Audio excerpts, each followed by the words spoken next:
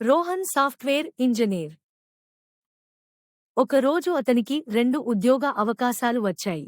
ఒకటి పెద్ద ఎంఎన్సీ నుంచి మంచి జీతం, కానీ తీవ్రమైన పని ఒత్తిడి.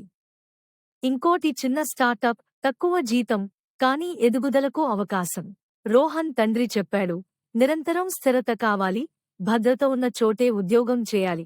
అతని తల్లి చిరునవ్వుతో, నీ మనసు కోరిన దారినే వెళ్ళు, నువ్వు కోరిన చోట పని చేస్తే నిజమైన సంతృప్తి ఉంటుంది అంది.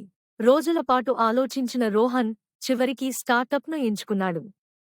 అయితే అతనికి ఎన్నో కష్టాలు వచ్చాయి. తక్కువ జీతం, అనుకున్నదానికంటే ఎక్కువ పని. కొన్ని రోజులలోనే అతను తాను తీసుకున్న నిర్ణయాన్ని తిరిగి ఆలోచించడం ప్రారంభించాడు. కాని అతను వెనక్కి తగ్గలేదు. రోజులు, నెలలు గడుస్తున్న కొద్దీ అతని కృషి ఫలితాన్నిచ్చింది.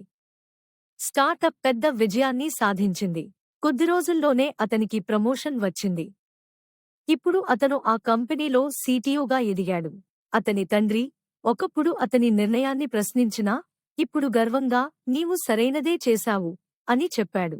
ఎప్పుడూ భద్రత కోసం నిర్ణయం తీసుకోవద్దు, ఎదుగుదల కోసం నిర్ణయం తీసుకో.